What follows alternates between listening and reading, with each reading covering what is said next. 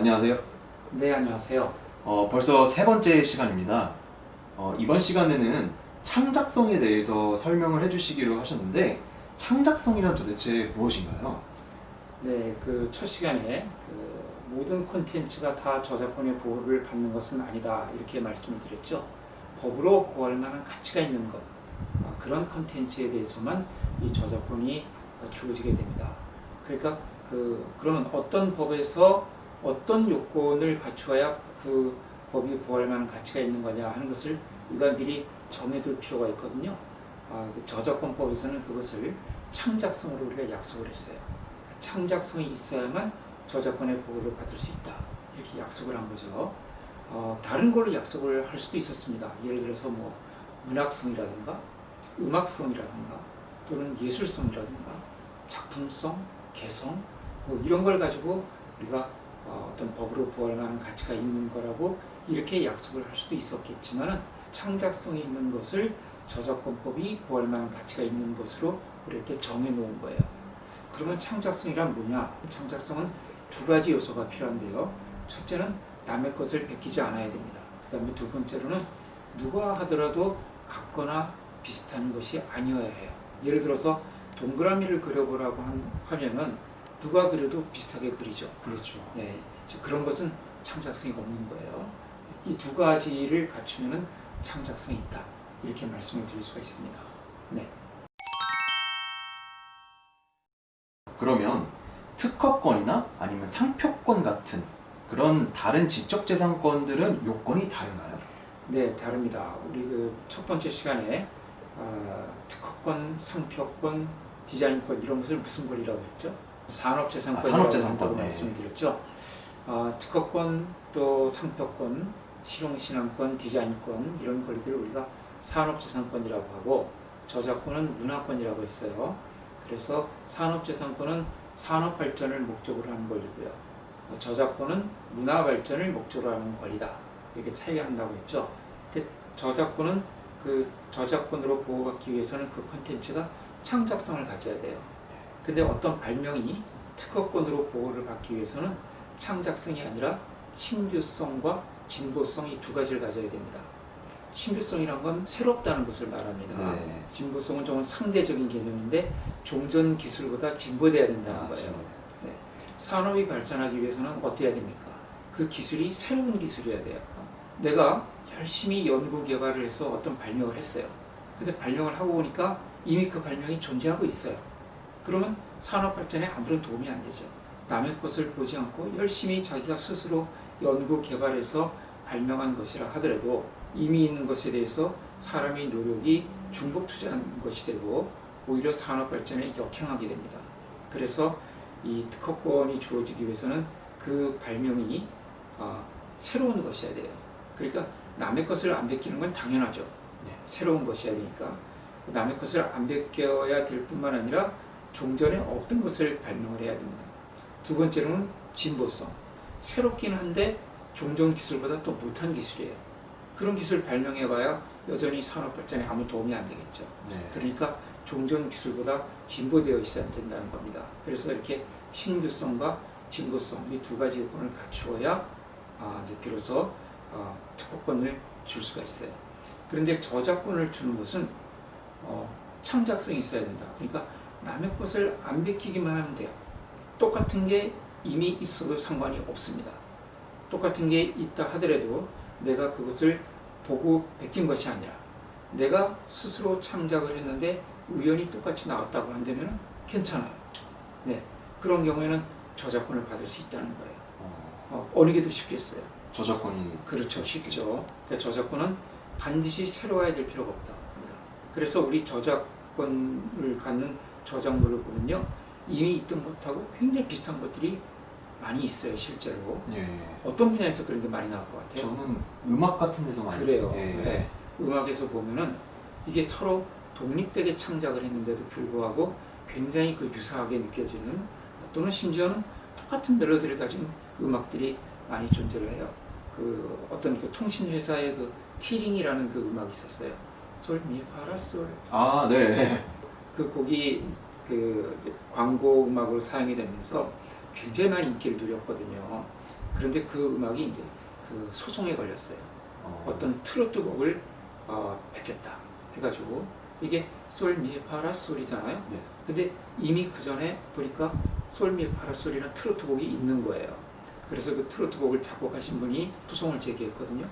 그러니까 솔미파라솔이라는 이제 멜로디가 똑같죠. 네. 리듬도 상당히 흡사해요. 네. 네. 그렇지만 결국 법원에서 판결이 어떻게 냈냐면 이거는 독립된 창작이다. 재밌었던 것이 이 피고 쪽, 그러니까 이 광고 음악을 만든 쪽에서 어떤 작업을 했냐면은 이 원고의 트로트 음악 솔미파라솔보다 더 앞에 또 솔미파라솔이 없는지를 한번 찾아본 거예요. 찾았어요. 그것도 두 개나. 우리가 잘 아는 노래인데 그 동요 중에 노을이라는 동요 알아요? 솔미파라솔 예, 압니다. 네. 그런 노래가 있고요. 또 있어요. 그 삐삐밴드가 부른 안녕하세요라는 노래가 있어요. 네. 그거 보면 안녕하세요라는 솔미파라솔이라는 그게 있거든요. 네. 이렇게 모두 다 각각 이렇게 별개로 창작이 되겠지만 멜로디가 똑같죠. 예. 리듬도 상당히 비슷해요. 설사 기존에 똑같은 것이 존재한다고 하더라도 모방하지 않았는데 똑같이 나온 거는 침해가 아니에요. 여기에 비해서 특허권은 모방했든 안 했든 상관이 없어요. 그러니까 특허가 되기 위해서는 종전 작품보다 진보가 되어야 하지만은 저작권은 종전 작품보다 더 진보된 작품만 저작권의 보호를 받는다고 한다 그러면은 모차르트나 베토벤 이후에는 음악 작곡해서 저작권 받기가 상당히 어렵겠죠. 네, 이렇게 저작권에서는 어떤 종전 작품보다 진보될 필요가 없어요. 왜냐하면 문화가 발전하기 위해서는 누군가가 남의 걸 베끼지 않고 스스로 창작 활동을 하는 그 자체로 문화가 발전한다고 보는 거예요. 이제 이런 그 법이 추구하고자 하는 목적의 차이가 있기 때문에 이런 요건에 있어서도 저작권은 창작성을 요건을 하고 특허권은 신규성과 진보성을 요건을 하는 이런 차이가 생기게 됩니다. 그러면 창작성이 남의 것을 베끼지 않고 누가 하더라도 같거나 비슷한 것만 아니면 된다고 하잖아요. 그러면 그것은 그렇게 어려운 게 아니네요. 그렇게 생각하기 쉽죠. 네. 실제로 우리 그 특허에서의 신규성과 진보성은 정말 충족하기가 어려워요. 그래서 발명을 한다는 것은 굉장히 어렵습니다. 거기에 비해서 이 저작권법에서 요구하는 창작성 이런 것은 남의 거 안 베끼면 되고, 그 다음에 누가 하더라도 같거나 비슷한 것만 아니라면 되니까 상당히 충족하기가 쉬울 것 같죠. 그런데 그렇지 않은 경우가 많이 있습니다. 너무너무 단순해서 이런 게 창작성이 있을까? 예를 들어서 이모티콘 같은 거 있죠? 예. 그러면 뭐 거기에 웃는 모습이라든가 네. 좀 우는 모습, 놀란 모습 이런 건 누가 그래도 비슷하게 될 것 같지 않아요? 그렇죠. 네. 네, 누가 해도 비슷하게 될 것 같은데 그런 것들은 경제적 가치가 굉장히 큰 콘텐츠들이거든요. 예를 들어 볼까요? 어떤 제품의 설계도 같은 거, 카메라 같은 것을 만드는 그런 설계도라든가 또는 건축 설계도 같은 거, 그 설계도를 보고서 그 물건을 만드는 사람 또는 시공하는 사람이 헛갈리지 않고 정확하게 만들 수 있도록 누가 봐도 이해하기 쉽도록 만들어야 되죠. 누가 만들어도 같거나 비슷하게 될 수밖에 없는 경우가 되게 많아요. 큰 사건이 하나 있었는데 그 지하철에 들어가는 그 설계도예요. 예. 그러니까 지하철 전체 설계도는 아니고 우리 그 지하철 역사에 들어가면은 이 CCTV 같은 것이 막 설치돼 있잖아요. 그런 이제 그 화상 모니터링 시스템이에요. 그 시스템 설계도가 수십억짜리입니다. 예. 네, 그런데 이제 그 설계도에 관한 저작권 소송이 있었어요. 그런데 결국 대법원에서 어떻게 판결이 났냐면은 이 설계도는 비록 많은 돈을 들여서 제작이 된 것이긴 하지만은 누가 만들더라도 같거나 비슷하게 될 수밖에 없다. 그래서 비록 수십억이 들어간 설계도지만은 저작권의 보호를 받을 수 없다 그랬어요. 예. 지도 같은 것도 누가 만들더라도 같거나 비슷하게 될 수밖에 없겠죠. 네. 그러니까 지도도 아주 중요한 저작물 중에 하나인데 상당수의 지도들은 저작권으로 보호받지 못할 소지가 큽니다.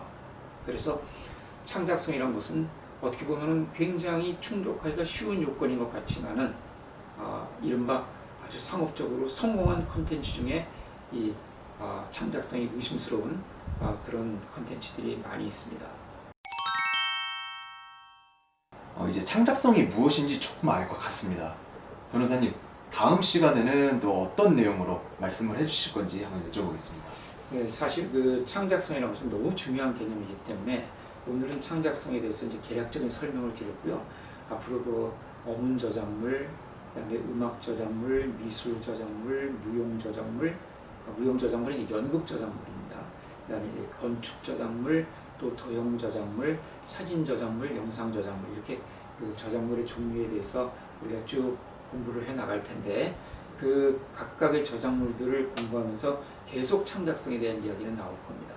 그때 또 구체적으로 어떤 뭐 예를 들어서 어문 저작물에서는 어떤 경우에 창작성이 없더라 이런 것을 또 공부해 보기로 하고요. 다음 시간에는 또 우리 저작권법에서 굉장히 중요한 원리인 아이디어 표현 이분법이라는 것이 있어요. 그러니까 저작권은 아이디어는 보호를 하지 않고 표현만 보호를 한다. 그것을 아이디어 표현 이분법이라고 하는데 그 아이디어 표현 이분법에 대해서 한번 배워보도록 하겠습니다. 네, 알겠습니다. 앞으로도 저희가 저작권 관련해서 다양한 분야를 다룰 건데요. 댓글 남겨주시면은 저희가 답변도 해드리고 앞으로 점점 발전하는 모습을 보여드리도록 하겠습니다. 자, 그러면 교수님 오늘도 정말로 감사합니다. 네, 예, 수고하셨습니다. 다음 시간에 뵙겠습니다.